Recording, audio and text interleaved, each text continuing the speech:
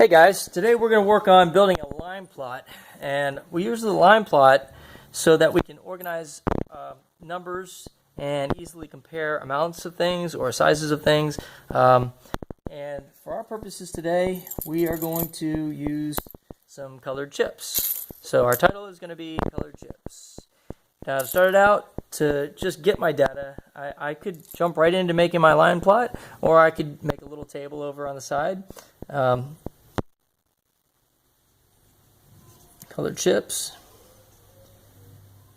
Alright, so just to show you how we transfer data from one graph or one table or chart to a different one, I'll go ahead and start making a little table. So we're going to start just by putting the first letter of the color. So we'll start with purple. So we'll be 1, 2, 3, 4, 5, 6, 7. There's 7 purple.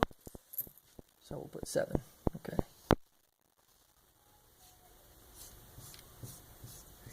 Okay, let's do yellow. 1, 2, 3, 4 yellow. And how about red? 1, 2, 3, 4, 5 red.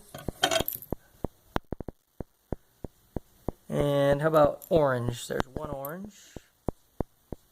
Green. 1, 2, 3, 4 green. And blue. 2, 4, 6, 7 blue.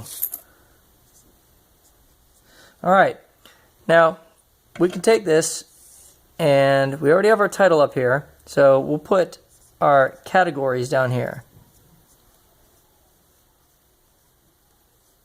And our categories are just going to be these colors. So purple, yellow, red, orange, green, and blue. And for each one of these colors, we're going to use X's to stand for number of chips. So 1X is going to stand for 1 chip. All right, so how many chips do we have for purple? 7. 1, 2, 3, 4, 5, 6, 7. You want to keep them going straight up. You don't want them going crooked. It's going to mess everything up and make it a mess. So we got 7 for there. Now when I go to do my next category, which is yellow, I want to make them all the same size as these ones. And that way, when I have to go back and match them up to compare, it'll make my job a lot easier. If I don't make them the same size, it's going to make things a lot more hard to just easily see it. So 1, 2, 3, 4. Red, we have 1, 2, 3, 4, 5. Now the trick to doing this, I think, is to keep your eyes moving back and forth, so that way you look here and you match this one up. Alright. Orange, we have 1, 4 for green, 2. And again, I'm matching this up. I'm looking here with my eyes, so that way I can keep them lined up real easily. Pretty good. 4 for green and 7 for blue. 1, 2, 3, 4. Now I have a long distance, but I still want to be able to keep them lined up as the best that I can. Okay, so 1, 2, 3, 4, 5, 6, 7. All right, so now we have all of our data. Now we could ask people can ask us questions. We can ask other people questions about how many more chips were red, or how many more red chips did we have than orange chips. And to do that, you're going to go up to the top of the lower one and count the extra ones that are on the other one that are bigger. 1, 2, 3, 4. 4 more red than orange. All right. How many more blue than yellow? Okay. So we have yellow. 1, 2, 3, 4. We'll go up 1, 2, 3, 4 and count the extra ones. 1, 2, 3. 3 extra. Okay. 3 more blue than 3 more blue than yellow. All right. Now I have a different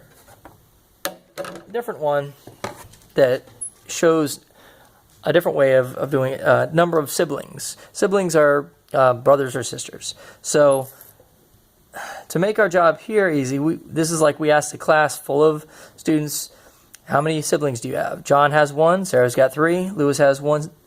Mary's got 5. Big family. Lewis has 1. April's got 4. brothers or sisters. Nate's got 4, and so does Amy.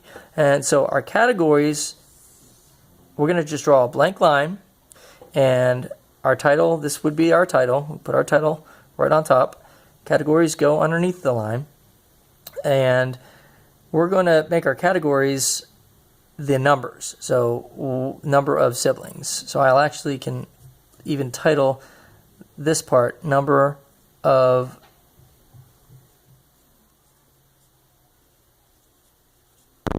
siblings, even though that's the title. But we can also call our categories that too.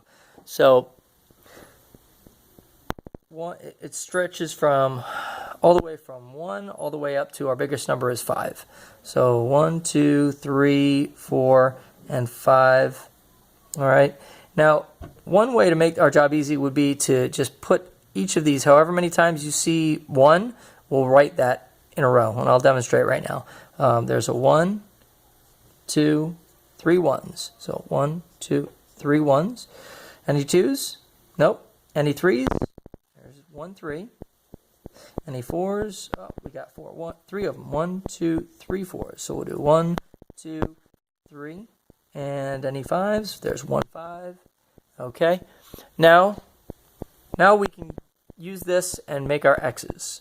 So how many 1s are there? 3. So that means that 3 students have one sibling.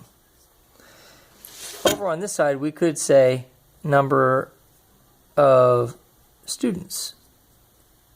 If I could squeeze it in there.